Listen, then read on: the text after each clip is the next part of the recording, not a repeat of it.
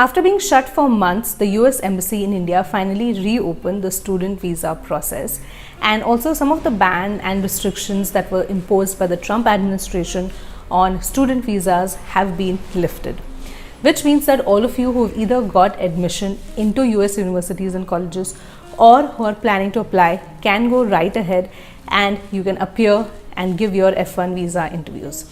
And this video is going to help you do just that. Keep on watching. Hi guys, my name is Shachi and I'm a travel and a visa coach. On this channel you will find tons of useful videos on the US visa process, right from filling the form to appearing for the interview, so make sure that you check them out. This video is all about the student visa, also known as the F1 visa. And in this video I'm going to talk to you about the most commonly asked questions in the interview and more importantly how to answer them. With this video we've also included a free document checklist. So this is a document checklist for the F1 interview and this will help you get all your documents in order. It's a free PDF. The link for that is in the description box below. So once you're done watching the video, make sure that you go there and download your checklist. Before we start, here's a disclaimer. I am not an immigration lawyer. This is not legal advice. This is based on my experience of working with my clients. So with that out of the way, let's get started. So at the start of the interview, one of the first questions that the embassy officer can ask you is, what is your purpose of visit? And when he asks you that, obviously you're going to tell him that your purpose of visit is to study in the US and you're applying for a student visa. But the key here is to not stop at just that. Add few more relevant details. So you can tell him the college that you're planning to study in. If you've got any funding in place or scholarship in place, you can add that. And if the college has a good ranking, then make sure to mention that as well. So a sample answer for this could go something like this, that my purpose of visit is to study in the US. I plan to study in XYZ college, which is one of the top 15 colleges in the field of information science. And I also have 100% scholarship for the tuition fees for this course. So this is just a sample answer to give you an idea of how to answer purpose of visit.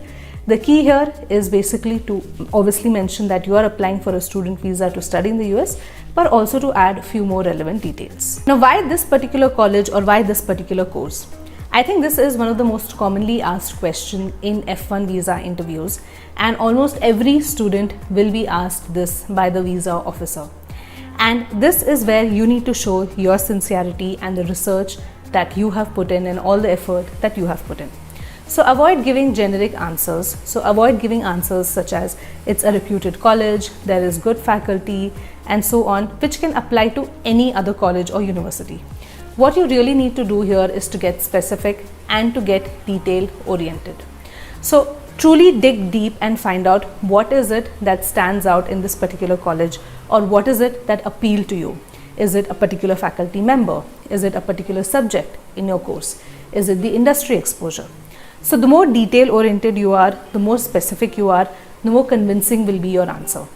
And one more tip that I have for you here is to link your reason for selecting the course or selecting the college or the university to either your background or to your future plans. Now next we have a question which troubles a lot of students, and this is, why are you pursuing this course in the US, or why not pursue this course in India itself?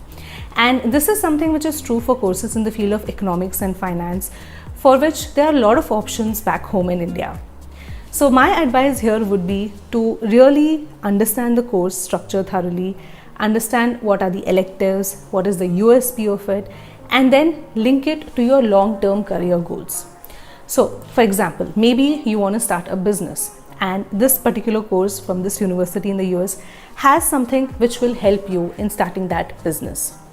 Maybe the electives offered in the course are highly advanced, they are cutting edge, and that is something which is not being offered in India currently. So really be specific with the details of the course and show that you have done your research and you're serious about it. The next question is, what are your future plans, or what are your long-term plans? And again, this is something which is asked to almost every student appearing for the F1 interview. Now, when you go to the US on a student visa, it is expected from you that you will study there, you will complete your course there, and then you will come back. And throughout the interview, the visa officer will assume that you are a potential immigrant and your job is to prove that you are not. So do not give any indication of long-term plans which involve taking up a long-term assignment or long-term job there or settling there, because if you do, then there's a very good chance that the visa officer will reject your visa. Your long-term plans have to be something which is linked to your home country, and it has to be something which brings you back. Another really important part of student visa interviews is funding. So it is very likely that the visa officer will ask you about your funding plan, and here you need to be extremely clear about what is the total expense, what is the breakup of that expense, and how you are funding it. Funding that you show needs to be steady, it needs to be stable, and it should not be something which looks like it'll just vanish, one day and put you in a state where you run out of money and you are dependent on the government for it. Also, it is completely okay if somebody other than your parents fund your education. So let's say that your aunt or your uncle is willing to sponsor you and fund your education. It is completely okay to say that and show that in your application, but you just need to be prepared to answer the question why. Why is this other person, why is this person other than your parents funding your education? So now that we've understood and got an idea of what are the important questions that can be potentially asked in a F1 visa interview, let's quickly look at how the interviews are being conducted currently, because ever since the COVID and ever since the pandemic, there have been a few changes in the way these interviews are being conducted. So the student visa interviews in India reopened on August 17th, and since then I have had the chance of interacting with some of the students who have gone through this process and getting a few real life experiences, and this is what they have to say. The first point is that the interviews are much longer.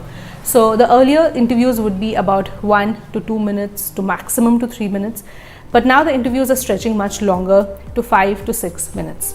And the simple reason for this is that ever since the pandemic, there are fewer and fewer people who have been applying and who've been appearing for the interviews, which means that overall the crowd and the embassy has reduced, which in turn means that the visa officer has more time to spend with each candidate.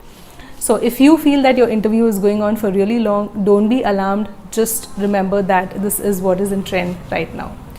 And the second thing which a lot of people have to say is that details are being asked of the course. So a lot of details are being asked about the course, and whether how many classes are online, how many classes are in person, if it's a hybrid course, then what exactly is the structure of it. So make sure that you're well aware of all these details and how exactly this course will be conducted once you're in the US.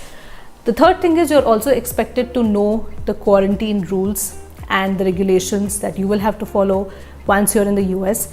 And this again differs from state to state in the US and from college to college in the US. So make sure that for your particular college and your particular course, you are aware of the quarantine rules that you will have to follow once you land in the US. So this is what is happening currently. But of course, things always keep changing, especially now things are changing really, really quickly and rapidly. But I will be tracking all of these changes and bringing these updates to you right here on this channel. So make sure that you subscribe and hit the bell icon so that you don't miss out on any of these updates. So in the end, I want to tell you that from my experience of looking at students who have managed to clear the F1 interviews, the two things that they have in common is preparation and practice. You need to be really thoroughly prepared for this interview. Do not think that you'll just, get the answers on the spot and say whatever you feel like. The visa officers really know their stuff, so you need to be extremely prepared and very, very careful. And you need to practice. Don't keep the answers in your mind. Say it out aloud. Either write it and keep them ready. Say it in front of a mirror or in front of somebody else.